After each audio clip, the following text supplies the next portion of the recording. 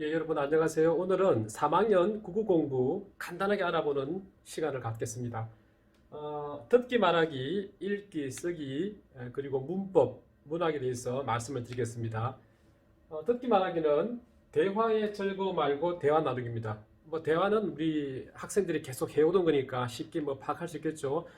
그런데 이제 대화라는 게 참 소중하구나. 대화를 통해서 배우는 게 많은 거죠. 즐거움도 느끼고. 우리 학생들 입장에서는 스트레스 해소도 되겠죠. 그런 대화에 대한 즐거움을 아는 것. 그다음에 원인과 결과의 관계입니다. 이게 듣기 말하기에서 다루고 있지만은 원인과 결과는 앞으로 계속 나올 이야기죠. 글을 읽을 때도 마찬가지고 글을 쓸 때도 마찬가지입니다. 듣기 말하기에서 원인과 결과를 생각하면서 듣고 말하는 거죠. 그다음에 적절한 표정, 몸짓, 말투. 이것은 우리가 앞으로 중학교, 고등학교 가더라도 마찬가지고 성인이 되어서도 마찬가지죠. 말을 할 때 중요한 거잖아요. 표정, 몸짓, 말투 중요하죠. 그런 내용에 대해서 학습을 하게 됩니다. 그 다음에 내용 요약하며 듣기입니다. 상대방이 말을 하면 말한 그 내용, 길게 말하는 경우도 있겠죠. 그 내용을 간단하게 요약하는 중요한 내용만 간추리겠죠. 그런 내용을 배우게 됩니다. 듣기 말하기는 비교적 우리가 쉽게 학습할 수가 있죠. 읽기하고 쓰기를 좀 관심 있게 봐야 되겠죠. 읽기는 문단과 글의 중심 생각 파악하기인데요. 여기서 여러분 중요한 말이 나오죠. 문단이라는 개념이 나옵니다. 문단이라는 개념이 나오는데요. 앞으로 공부를 하는 학생 입장에서는 이 문단에 대한 개념을 정확하게 이해하는 게 상당히 중요하죠. 글은 길지 않습니까? 그 긴 글을 만들기 위해서는 결국은 단위가 필요한데 덩어리가 필요한 거죠. 글을 만들기 위해서는 덩어리가 필요한데 그 덩어리가 문단입니다. 그 문단에는 중심 문장과 뒷받침 문장을 포함하는 경우가 있습니다. 모든 문단이 그렇지는 않죠. 중심 문장이 숨어 있는 경우도 있지만 그래서 초등학교에서는 기본적으로 중심 문장과 뒷받침 문장을 포함하고 있는 것이 바로 문단이다. 이렇게 지도를 하고 있습니다. 실제 우리가 글을 읽을 때는 하나의 문단 속에 중심 문장이 드러나 있지 않은 경우도 많이 있습니다. 물론 중심 문장이 앞에 나와 있는 경우도 있고 문단에 또 문단의 뒷부분에 나와 있는 경우도 있죠. 그런 내용을 가르치긴 하지만 초등학교에서는 기본적으로 하나의 문단 속에 중심 문장과 뒷받침 문장이 있다는 이 내용을 강조해서 가르칩니다. 그러니까 쓰기에서 당연히 이 부분이 나오는 거죠. 중심 문장, 뒷받침 문장, 그리고 문단이라는 내용이 나옵니다. 초등학교 3학년이 되었을 때 중요한 내용이 바로 글쓰기에 상당히 전문적인 시작이 이루어진다는 거죠. 왜? 문단을 써야 되니까. 문단에 기반한 글쓰기를 해야 될 학년이 바로 3학년입니다. 그래서 읽기에서 문단과 글의 중심 생각 파악하기가 무척 중요한 거죠. 중심 생각은 글쓴이의 사상이잖아요. 글쓴이의 생각입니다. 글쓴이의 의견인 거죠. 그런 내용을 글을 읽어가면서 찾는 활동을 매우 중요하게 생각을 하고 있습니다. 글의 유형 고려하며 내용 간추리기는 글의 유형이 다양하죠. 정보를 전달하는 글도 있을 것이고 글쓴이의 의견을 주장하는, 생각을 주장하는, 설득하는, 상대방을 설득하는 글도 있지 않겠습니까? 그 다음에 정서, 감정을 표현하는 글들, 시라든지 또는 소설, 동화, 이야기죠. 편지 글도 있을 것이고 다양한 글이 있습니다. 그런 글을 읽으면서 그 내용을 간추리는 거죠. 어떻게 간추릴까? 그 세부적인 내용을 이제 교과서를 통해서 학생들이 학습하게 됩니다. 낱말의 의미와 생략된 내용 짐작하기. 낱말의 의미는 우리가 글을 읽으면서 우리도 마찬가지죠. 우리가 접하지 않은 그런 낱말의 뜻을 정확하게 알기는 힘들죠. 그래서 글 속에 나와 있는 다른 내용을 참고해서 그 낱말의 뜻을 우리가 추론합니다. 짐작하는 거죠. 그런 내용을 학습하게 됩니다. 또 더불어서 글을 읽을 때도 마찬가지입니다.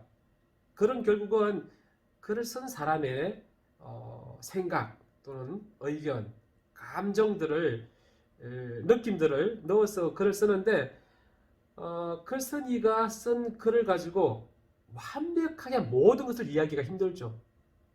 글이라는 것은 제한적이니까.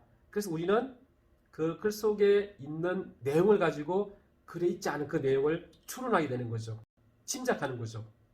이런 활동을 여러분 중학교, 고등학교 결국은 수능 문제로 계속 이어지는 거죠. 추론하기를 상당히 높은 수준의 읽기 능력으로 보고 있습니다.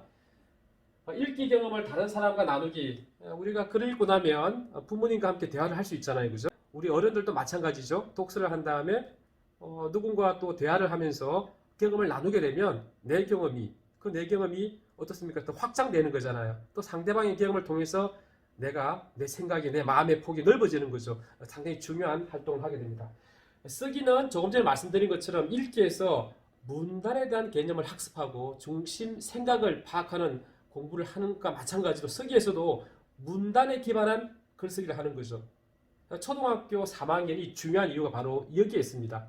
뭐 다른 과목도 마찬가지겠지만 다른 과목의 경우에도 새로운 지식, 좀 어려운 지식을 학습하는 그런 과정이라고 볼 수 있는데요. 초등학교 3학년 국어의 관점에서 바라보면 글쓰기의 시작, 핵심적인 글쓰기의 시작, 전문적인 글쓰기의 시작 단계로 볼 수 있는 거죠. 그래서 여러분, 중심 문장과 뒷받침 문장이 갖춰져 있는 문단, 그런 문단에 기반한 글쓰기, 제가 생각할 때는 최소한 3문단 정도로 되어 있는 한 편의 글, 그런 글은 써야 되지 않을까, 그런 생각을 해봅니다. 근데 그렇게 쓰기 위해서는 기본적으로 문단이 무엇인지, 문단은 글을 구성하는 하나의 덩어리들이고 생각의 덩어리들인데, 그런 생각의 덩어리들이 결국은 한 편의 글을 만드는 거잖아요. 그러면은 글 전체에 있는 중심 생각도 있겠지만 각 문단에서 중요한 게 있지 않겠습니까? 바로 그 각 문단에서 중요한 것을 여기서는 중심 문장과 뒷받침 문장으로 구성을 해서 지도를 하는 거죠. 실제 우리 학생들이 쓴 글을 보면 중심 문장과 뒷받침 문장이 갖춰져 있는 글을 쓰는 경우가 많지 않습니다. 성인들이 쓴 글도 마찬가지예요. 대부분의 그런 글들은 하나의 문단 속에 각기 다른 문장을 통해서 보이지 않는 내용의 그 문단의 중심 내용을 표현하려고 하는 그런 글들이 많이 있습니다. 그래도 초등학교에서는 기본적으로 문단을 이루고 있는 중심 문장과 뒷받침 문장, 그 내용을 가르치는 거죠. 이 부분은 여러분 놓쳐서는 안 될 상당히 중요한 내용입니다. 그리고 시간의 흐름에 따라 사건, 행동 드러나게 글쓰기인데요. 어떻습니까? 사건이나 행동이 드러나는 글이다. 보통 우리 학생들이 쓰는 모든 글들이 그렇죠. 내가 무엇을 했다. 아침에 뭘 했는데 오후에 뭘 했다. 생활에서 일어나는 모든 글들이 다 그렇습니다. 뭐 에세이라고 할 수 있고요. 수필이라고 할 수 있겠죠. 학생들이 쓰는 대부분의 글이 아마 사건과 행동이 드러나는 글일 겁니다. 더 자세하게 드러나는 글을 예를 들자면 가족과 함께 여행을 갔어요. 그죠? 여행 간 그 과정을 글로 쓴다. 그렇죠? 기행문이라고 할 수 있겠는데, 기행문이라고 할 수 있겠죠? 그런 내용은 아주 흐름, 과정이 잘 드러나는 거죠. 그 다음에 읽는 이를 고려하며 자신의 마음 표현하는 글쓰기. 사실은 읽는 이를 고려한다는 것은 매우 중요한 거죠, 여러분. 읽는 이를 고려한다 말은 이 독자인데요. 우리가 글을 쓰는 이유가 결국은 독자가 존재하기 때문이죠. 독자를 고려하지 않으면 안 되죠. 독자 고려하기는 매우 중요한 건데, 읽는 사람을 고려한다는 것은 결국은 내가 글을 쓰는 이유가 독자에게 보내기 위해서, 독자가 읽도록 하기 위해서 글을 쓰는 거니까 어떤 글이 있을까요, 여러분? 가장 대표적으로 편지 쓰기가 대표적인 예가 되지 않겠습니까? 아주 선명하잖아요. 내가 글을 쓰는 이유, 글을 읽는 사람에게 이 글을 보내기 위해서, 전달하기 위해서, 그죠? 또는 내 생각을, 내 마음을, 내 감정을, 중요한 내용을 전달하기 위해서, 보내기 위해서, 표현하기 위해서 쓰는 글이니까 이제 그런 글을 쓰는 공부를 합니다. 뭐 이런 글은 초등학교 1학년, 2학년에서도 계속 써온 글이죠. 그래서 읽는 일을 고려하며 자신의 마음 표현하는 글쓰기, 그 내용을 또 쓰기 시간에 배우게 됩니다. 그 다음에 이제 문법이라고 하는 부분을 좀 보면, 문법은 국어 지식과 관계가 있죠. 문법인데 낱말 분류하고 사전에서 찾기입니다. 초등학교 3학년이 되면 낱말을 이제 스스로 찾아야 됩니다. 지금은 스마트폰이 있으니까요. 내가 필요한 그 낱말, 내가 찾고자 하는 그 낱말을 스마트폰 국립국어원에 있는 우리 표준국어 대사전을 이용해서 찾을 수가 있죠. 필요한 그 단어의 정확한 뜻을 알기 위해서 사전을 찾는 게 참 중요합니다. 사전적인 지식이 왜 가치가 있냐면, 우리가 보통 독서를 해서 특히 시험을 보는 상황에서의 어떤 그 의미 파악은 내가 가지고 있는 그 경험에 근거해서 이루어질 수도 있지만은 정확한 독해를 위해서는 사전적 의미를 파악하는 게 중요한 거거든요. 그래서 기본적으로 우리가 글을 읽을 때 필요한 게 바로 국어 사전에 적혀 있는 정확한 개념이죠. 물론 그 개념도 독자에 따라 뭐 확장될 수 있겠죠, 그죠? 그래서 낱말을 분류한다는 의미는 뭐 우리가 가나다 순으로 할 수 있겠죠. 기역, 니은, 디귿, 리을 이렇게 해서 보통 우리가 사전에서 찾을 때는 우리 낱말의 앞부분 초성이라고 하는데요. 글자의 앞에 나오는 자음자, 그 다음에 가운데 있는 또 모음자, 그리고 또 마지막에 있는 받침, 종성이 있죠. 그걸 기준으로 보통 사전을 찾습니다. 뭐 그런 활동은 몇 번 하다 보면 쉽게 할 수 있습니다. 근데 중요한 것은 사전을 찾는데 찾아서 그 의미, 정확한 그 개념을 실제 나의 독서 생활 또는 학습 생활에 활용해야 되는 거죠. 그게 이제 중요한 거죠. 그래서 사전을 찾는 방법을 익히고 사전을 찾는 습관을 기르는 것, 그래서 나의 정확한 어떤 개념을 확장시키는 거죠. 그게 중요한 거고, 그 다음에 이제 조금은 학생들이 어려워하는 것 중에 하나가 기본형을 찾는 게 있습니다. 기본형. 우리가 글을 읽다 보면 동사라든지 형용사 같은 경우에는 변형, 형태가 바뀌는 거죠. 형태가 바뀌게 되면 원래의 모양을 알 수가 없잖아요. 하지만 사전에는 어떻습니까? 그 낱말의 원래의 모양, 원래 모양인 기본형으로 실려 있잖아요. 그죠? 짧은. 그러면 짧다라고 해야 되는데 그런 걸 이제 찾아야 되는 거죠. 짧은. 그죠? 뭐 긴 머리 할 때 긴은 긴다가 아니잖아요. 길다잖아요. 그죠? 그런 기본형을 찾는 거죠. 그런 기본형을 찾는 학습을 3학년에서 하게 됩니다. 이런 활동은 중학교, 고등학교 계속 이어지는 거죠. 그래서 초등학교 3학년 때 사전을 찾기 위해서도 그렇지만 낱말의 정확한 뜻을 파악하기 위해서 형태가 변하는 그 말의 기본형을 찾는 문법 공부를 하는 거죠. 그래서 형태가 바뀌지 않는 부분을 또 찾고 거기에다가 뭐 달을 붙인다 이런 걸 학습하는 거죠. 그런 공부를 문법 시간에 하게 됩니다.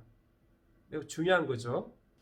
낱말과 낱말의 의미관계 파악하기는 낱말 학습을 하게 되는 중요한 학년이니까 낱말의 또 의미관계를 또 고려하는 학습을 실제로 이제 글을 읽어가면서 하게 되는 거죠. 그래서 글을 읽어 나갈 때 읽기 시간에 다양한 어떤 그런 낱말을 어떻게 파악하는지 접근하는 그 방법에 대해서 이제 학습을 하게 됩니다. 그 다음에 높임법은 우리가 계속 대한민국 학생들이 가장 잘하는 것 중에 한 가지가 높임법이죠. 할아버지에게 하는 말이 다르잖아요. 그죠? 할아버지 밥 주세요. 할아버지 진지 잡수세요. 그렇게 말하니까. 근데 그런 내용을 배우는 거죠. 차근차근. 뭐 그런 내용을 문법 시간에 배우는 거죠. 국어 시간에 배우게 됩니다. 그 다음에 이제 문학 부분에서 조금 관심 있게 봐야 될 부분이 우리가 보통 시를 읽을 때 시를 감상한다고 하죠. 할 때 시 속에는 작가의 어떤 그런 창의적인 표현이 많이 들어있죠. 작가의 창의적인 표현 중에 대표적인 것들이 어떻게 드러나냐면 시각적 표현 또는 청각적 표현 또 미각적 표현, 후각적 표현 그죠? 또는 뭐 촉각적 표현 그렇게 하죠. 감각적 표현은 우리가 말 그대로 우리가 오감이라고 하죠. 눈으로 보는 것처럼 그렇게 글 속에서 시에서 그렇게 표현을 합니다. 작가가 듣는 것처럼 마치 옆에서 듣는 것처럼 귀에 들리는 것처럼 그죠? 코로 냄새를 맡는 그런 느낌 그죠? 빨간 홍시라고 그렇게 표현하면 빨간 홍시가 눈에 보이는 것은 보이잖아요. 그러니까 시각적 표현이 되는 거죠. 어머니의 목소리가 들린다. 청각적인 감각을 표현한 거죠. 그죠? 뭐 고등어 굽는 냄새가 피어오른다. 그러면 또 후각적 그런 감각을 표현한 거고요. 이제 그런 감각적 표현을 작품을 읽으면서 작품을 감상하면서 학습하게 되는 거죠. 이런 내용들은 우리가 이제 읽는 학생 입장에서 또 배우지만 또 자신이 글을 쓸 때도 마찬가지로 이런 감각적 표현을 사용할 수 있겠죠. 그 다음에 작품을 감상하고 떠오르는 생각과 느낌을 다양하게 표현하는 거죠. 우리가 뭐 이야기 한 편을 읽었거나 또는 시 한 편을 읽었을 때 어떻습니까? 뭐 글로 자신의 어떤 생각과 느낌을 표현할 수 있겠지만 그림으로 표현할 수도 있겠죠. 다른 또 작품을 만들어서 표현할 수 있을 것이고 그러니까 다양한 문학 감상 활동을 하는 거죠. 작품에 대한 자신의 생각을 느낌을 표현하는 거죠. 표현된 걸 보고 상대방이 또 같이 공감하게 되는 거고 재미나 감동을 느끼며 작품을 감상한다. 그러니까 3학년 단계에서는 문학이라는 관점에서 바라보면 작품을 많이 읽어야 되는 거죠. 작품을 읽고 감상하는 활동을 하는 거죠. 자신이 글을 읽고 느끼고 생각하고 그리고 또 함께 나누고 부모님과 함께 할 수도 있겠죠. 여러분 어떻습니까? 이 내용을 사실은 3학년 1학기, 2학기 좀 나누어서 하긴 하지만 그래도 3학년 수준에서는 이런 학습을 하는구나를 알게 되면 학습을 도와주는데 도움이 될 거라고 생각합니다. 예, 감사합니다.